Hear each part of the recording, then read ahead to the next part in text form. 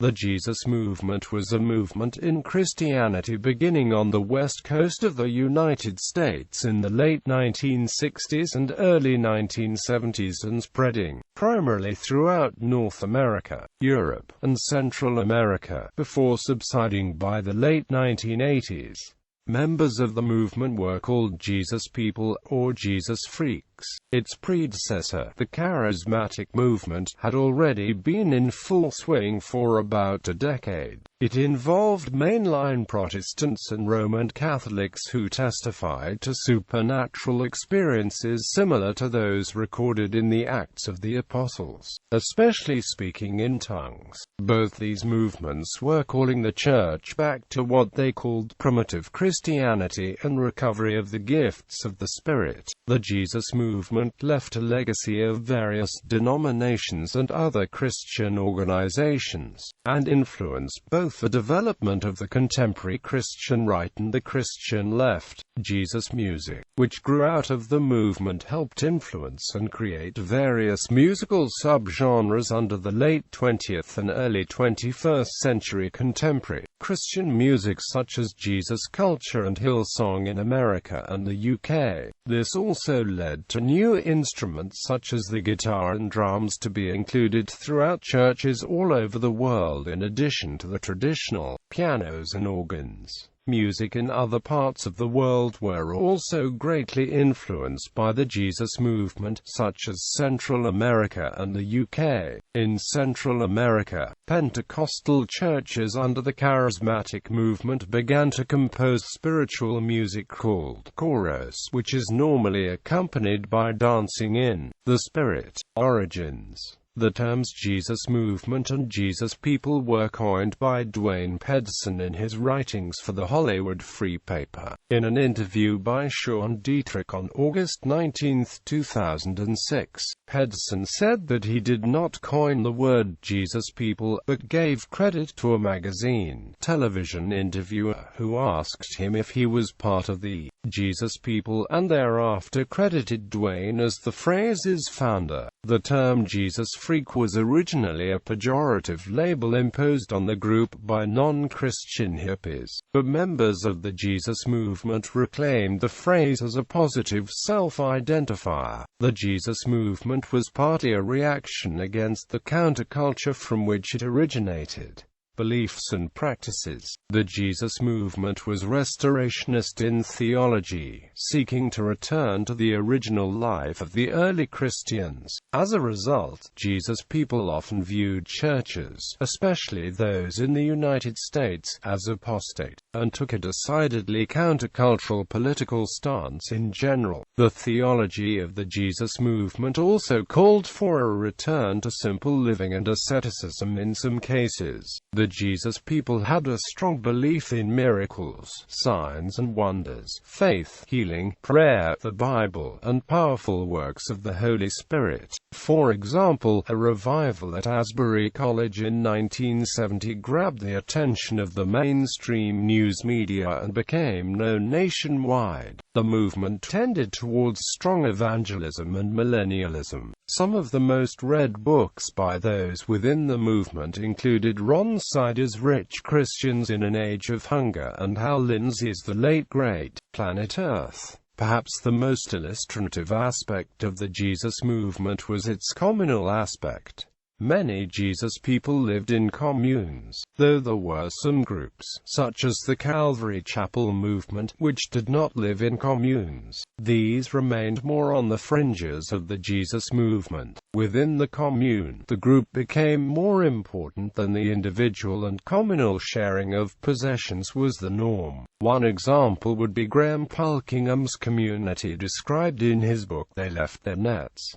Some of the communes became highly authoritarian. Growth and decline. Secular and Christian media exposure in 1971 and 1972 caused the Jesus Movement to explode across the United States, attracting evangelical youth eager to identify with the movement. The Shiloh communities and the Children of God attracted many new believers, while many other communes and fellowships sprang up. The event was organized by Campus Crusade for Christ and involved such conservative leaders as Bill Bright and Billy Graham. Many of the young Jesus people attending Explo 72 discovered for the first time these and other traditional avenues of Christian worship and experience. Although Explo 72 marked the high watermark of media interest, the Jesus movement continued at a grassroots level with smaller individual groups and communities. Legacy. Although the Jesus movement lasted no more than a decade, its influence on Christian culture can still be seen. Thousands of converts moved into leadership positions in churches and parachurch organizations. The informality of the Jesus movement's music and worship affected almost all evangelical churches. Some of the fastest-growing U.S. denominations of the late 20th century, such as Calvary Chapel, Hope Chapel churches, and the Vineyard churches, trace the roots directly back to the Jesus movement, as do parachurch organizations like Jews for Jesus and the multi-million-dollar contemporary Christian music industry. Perhaps the most significant and lasting influence, however, was the growth of an emerging strand within evangelical Christianity that appealed to the contemporary youth culture.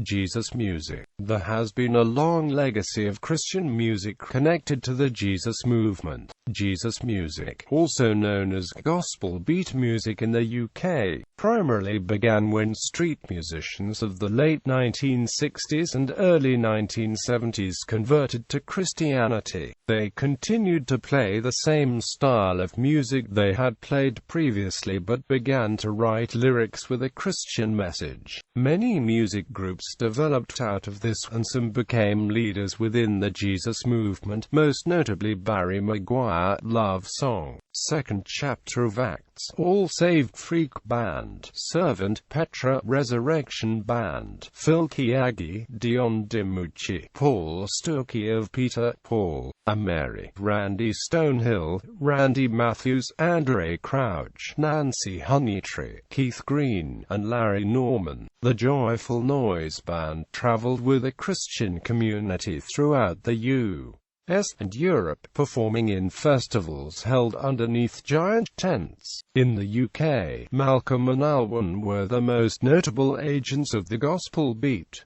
According to the Jesus People, Old-Time Religion in the Age of Aquarius by Roth Erickson and Peters, Chuck Smith of Calvary Chapel in Costa Mesa, California founded the first Christian rock labels when he launched the Maranatha music label in 1971 as an outlet for the Jesus music bands performing at Calvary worship services. However, in 1970 Larry Norman recorded, produced, and released 2 albums, Street Level and Born Twice, for Randy Stonehill on One Way Records. Organizations. Belmont Avenue Church of Christ. Don Finto became involved with the Belmont Avenue Church of Christ, an ailing old inner-city church in Nashville, Tennessee on Music Row between the public housing and several universities, Peabody, Vanderbilt and Belmont College, etc. By the summer of 1971, the membership roll had dropped to about 75 elderly members.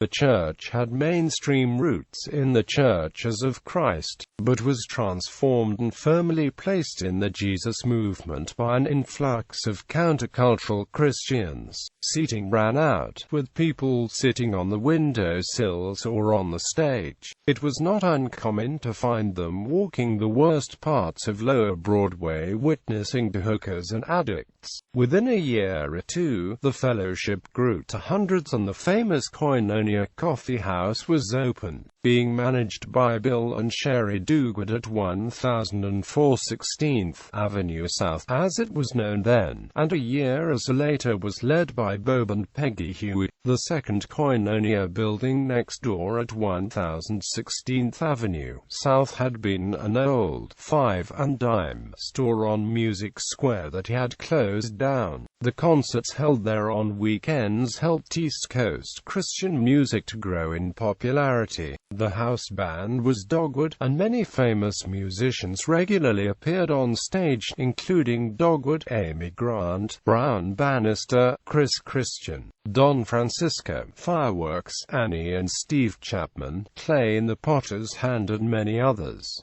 Calvary Chapel. Pastor Chuck Smith was the founder and pastor of Calvary Chapel at Costa Mesa, CA. He led this church and its members for years with casual verse-by-verse Bible studies with no restrictions on the move of the Holy Spirit among believers. He baptized members at the Pacific Ocean beach in water as God was baptizing them by His Holy Spirit, that same Spirit that raised the only begotten Son of God from the grave. Unlike many other Christian movements, there was no single leader or figurehead of the Jesus movement. Some of the larger names include Dwayne Pedersen, Jack Sparks, who led the Christian World Liberation Front, as well as Lonnie Frisbee, who worked for a time along with Chuck Smith, founder of the Calvary Chapel movement. Frisbee was a key evangelist during the growth of the Calvary churches. Smith was one of the few pastors who welcomed in the hippies who, after coming to faith, eventually became known as Jesus People, and thus allowed for the dramatic future growth of his affiliate church network. Sparks and Pedersen later became priests in the Eastern Orthodox Church. The International Potter's House Church was birthed out of the International Church of the Foursquare Gospel, a church movement based in Los Angeles where Chuck Smith, the pastor of Calvary Chapel, received his early theological training. Fellowship House Church. Steve Freeman and others opened the Kingdom Come Christian Coffee House in Greenville, South Carolina, in 1971. Each Saturday night Jesus people gathered for worship, songs and fellowship. In 1972 several people who were highly involved in the Kingdom Come graduated from high schools and dispersed in several colleges and universities